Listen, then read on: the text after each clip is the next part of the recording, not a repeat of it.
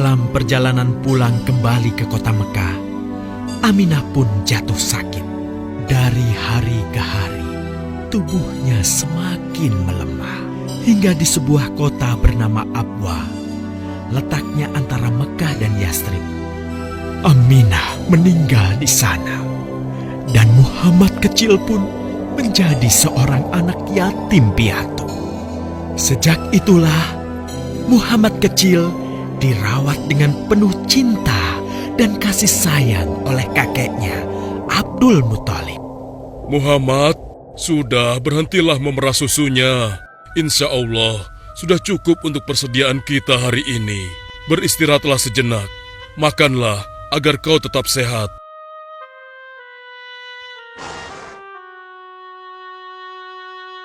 Ya Allah, betapa mulia akhlak cucuku ini. Namun, kasih sayang Abdul Muthalib tidak berlangsung lama. Saat usia Muhammad 8 tahun, Abdul Muthalib kakeknya yang sangat menyayanginya itu meninggal dunia. Kemudian, pengasuhan atas Muhammad pun beralih ke pamannya, Abu Thalib. Muhammad kecil tahu betul betapa sayangnya pamannya kepadanya. Di mana Muhammad? Ia tengah mengembalakan kambing milik salah seorang penduduk Mekah, suamiku. Sejak kapan dia keluar rumah? Sekitar waktu subuh tadi. Subhanallah, betapa baiknya akhlak keponakanku ini. Ya Allah, maafkan ketidakmampuanku mencukupi kebutuhan keponakanku. Sayangi dan berkahilah dia. Jadikanlah dia orang yang mulia di antara manusia. Hingga saat usia Muhammad menginjak 12 tahun, pamannya Abu Thalib mengajaknya berdagang ke Syam. Sampailah mereka di satu daerah bernama Busra. Saat mereka beristirahat, datanglah seorang pendeta menghampiri. Wahai saudaraku, selamat datang di Busra. Tampaknya kalian bukan orang sini. Dari manakah kalian berasal? Terima kasih saudaraku, kami datang dari Mekah. Lalu, siapakah gerangan anak ini? Ini adalah keponakanku, Muhammad namanya. Apakah engkau bertanggung jawab atasnya, Tuan? Ya, Kemana ayahnya? ayahnya sudah meninggal sejak ia masih dalam kandungan. Oh, apakah kini dia yatim piatu? Benar, Aku sungguh beruntung bertemu dengannya. beruntung. Beruntung apa? Sungguh, keponakanmu ini adalah orang yang sangat istimewa. Oh ya? Ya, dia adalah seorang nabi, Hmm? seorang utusan Allah. Bagaimana kau tahu hal itu? Aku tahu karena aku seorang pendeta. Dan berita kedatangan dia sebagai seorang utusan Allah sudah disampaikan di dalam Injil. Bahkan aku pun bisa mengetahuinya dari cincin kenabian yang berada di bagian bawah tulang rawan bahunya yang menyerupai buah apel sebagai tanda kenabiannya. Begitulah pendeta bernama Bahira menyampaikan kepada Abu Thalib perihal kenabian Muhammad. Ia berpesan agar menjaga baik-baik keponakannya itu, karena Muhammad kelak di suatu saat nanti akan menghadapi banyak gangguan dan rintangan. Istriku, Muhammad sudah berusia 25 tahun. Aku pikir sudah saatnya dia untuk menikah. Betul, suamiku. Namun, dengan siapakah dia akan kita jodohkan? Kemarin Khadijah mengirimkan utusannya dan menyatakan keinginan Khadijah untuk menjadikan Muhammad sebagai suaminya. Hah? Khadijah? Khadijah yang mulia itu? Betul istriku, Khadijah yang selama ini mempercayakan barang perniagaannya kepada Muhammad. Kenapa dia memilih Muhammad? Ya, Khadijah mengagumi kejujuran dan kebaikan akhlak Muhammad. Menurutmu sendiri bagaimana? Aku pikir Khadijah adalah wanita terbaik bagi Muhammad. Kita akan melamarnya. Tepat di usia 25 tahun, Nabi Muhammad menikahi Khadijah yang berusia 40 tahun. Dari pernikahan itu, mereka dikaruniai Allah 6 orang anak. 2 laki-laki adalah Al-Qasim dan Abdullah. Sedangkan putrinya adalah Zainab, Ruqayyah, Ummu Kulsum, dan Fatimah. Namun, kedua putranya itu telah meninggal semenjak mereka kecil. Suatu ketika, terjadilah banjir besar di kota Mekah. Kabilah-kabilah di kota Mekah pun bergotong royong membangun kembali Ka'bah.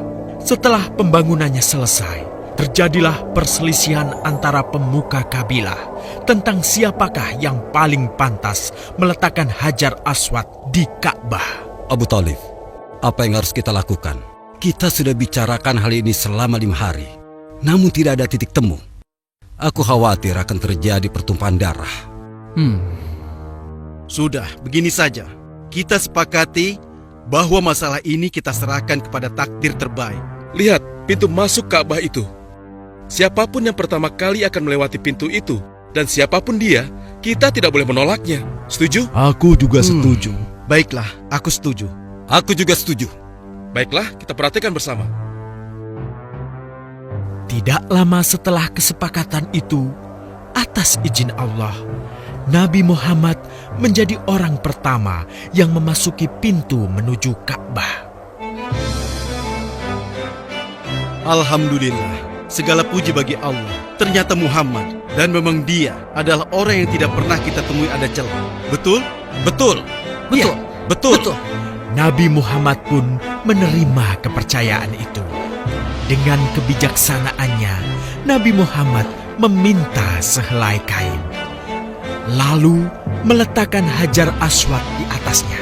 Nabi Muhammad mempersilahkan seluruh pemuka kabilah untuk memegang ujung-ujungnya dan mengangkatnya secara bersama-sama.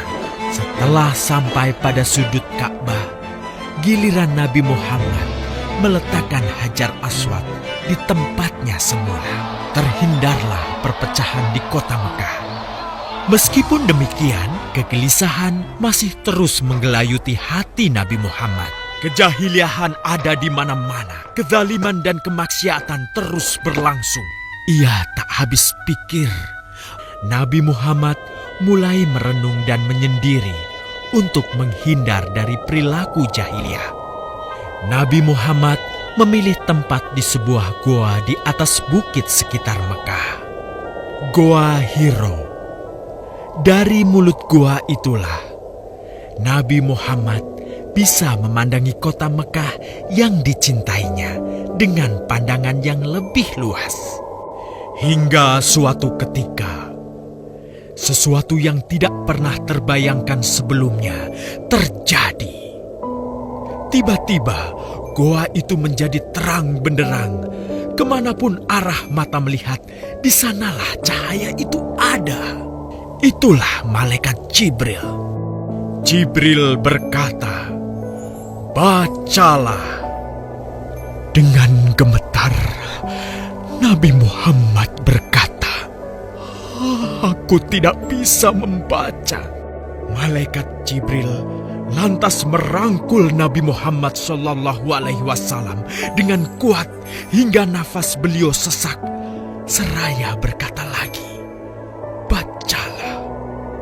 Sampai akhirnya malaikat Jibril membantunya setelah merangkulnya dan menyuruhnya membaca hingga 3 kali.